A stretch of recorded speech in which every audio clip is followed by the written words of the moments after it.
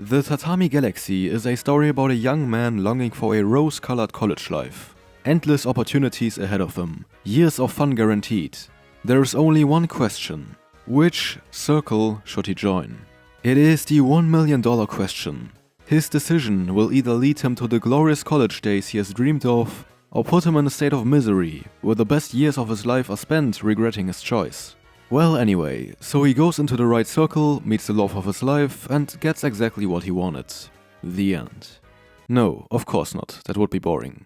Instead, he joins a circle, and after 2 years of uneventful club activities, he comes to the realization that this is exactly what he didn't want. His efforts were completely in vain. His dreams crushed under the weight of reality. If only I didn't join this stupid circle, he thinks. If only I had a chance to redo everything.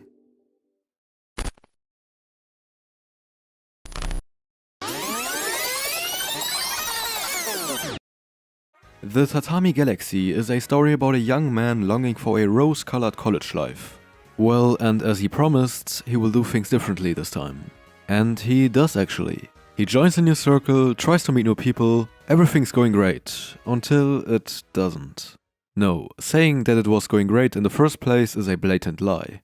Right from the get-go, it's obvious that he is still an outsider that can't make friends. And no matter in what situation he finds himself in, and no matter how hard he tries, it seems like he always ends up getting the short end of the stick, which further cements his status as the odd ones out. The only person he keeps running into is this weird guy, Oz, who might just be the closest thing to an incarnation of Satan in this world. And just like that, 2 years are over, once again. But luckily for him, I guess, time resets once again. And again. And again. And I think you know where I'm going with this. I don't know when exactly it was, but at some point I came to realize, yo, the show is low-key a bit depressing. We see our main character getting his ass handed to him again and again. Throughout every course of every story, he just loses and loses and loses.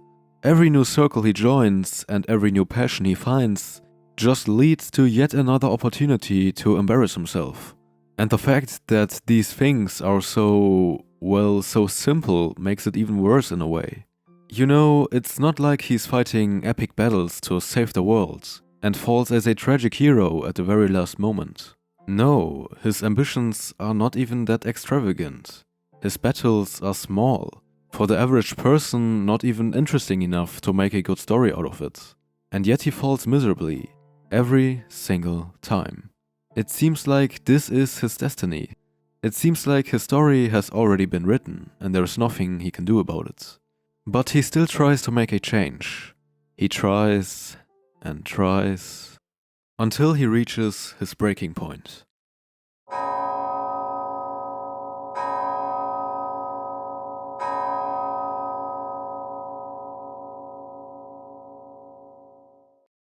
If, no matter what I do, I will never attain that rose-colored college life I have dreamed of, what is the point of me trying anyway? And so he storms off, going to that one place that has always given him a sense of comfort and peace. His 4.5 tatami room. He has now reached the other end of the spectrum. He stops grieving over the opportunities he missed, which in itself sounds like a good thing, right? Well, unfortunately no, because now he is too content with his life. His view may have been foolish, but it gave him a reason to at least try. Now, however, he has lost all ambition. The only thing defining his existence being a 4.5 tatami room. He will stay in this tiny universe of his as long as humanly possible. Hours pass. Days pass. And at first he is happy. In this world he can exist without ever needing to worry about rose-colored college lives, romances, relationships, you know, all these things that are so terribly exhausting anyway. Here he can just be. But then weeks pass, months pass. Wait, how is this even possible? And suddenly he is trapped in this room. But he can still leave, right? No, he can't. Because now he is trapped in, well, the Tatami Galaxy. He breaks down a wall and decides that reveals itself as yet another, no, the very same 4.5 tatami room. Slightly altered, but this is still very much his own room. He breaks another wall and there it is again. You know that one famous definition of insanity? Well, I don't think it's fully accurate, but in this case it applies. He breaks down wall after wall, hoping that this time, maybe it isn't that same room all over again. But there it is, again, and eventually he has to come to terms with the fact that his beloved tatami room, the thing that he thought would finally set him free from this repetitive and annoying life of his, it has become his prison. And now, with his thoughts granting him the only freedom he has left, he starts to dream. He starts to dream of all the good food he could eat if he could get out, of the pleasant sensation of taking a hot bath, of going to the cinema and watching a movie, and all those other small things. All those things he usually didn't care about. Suddenly they seem exciting. He would give everything to go back at least once. So what is it? What went wrong? At the end of the day, the Tatami Galaxy is a story about how the grass on the other side always seems greener. Our main character always tried to chase that ideal of the perfect college life. Surely that rose-colored college life would have become reality if he had just joined another club, invested his time in something else. Then, he thinks, it would have been totally different. And our main character does actually get the chance to relive his past 2 years. The, what he believes to be, ideal way. But this ideal way is a lie, of course, and so is this so-called rose-colored college life. It doesn't exist.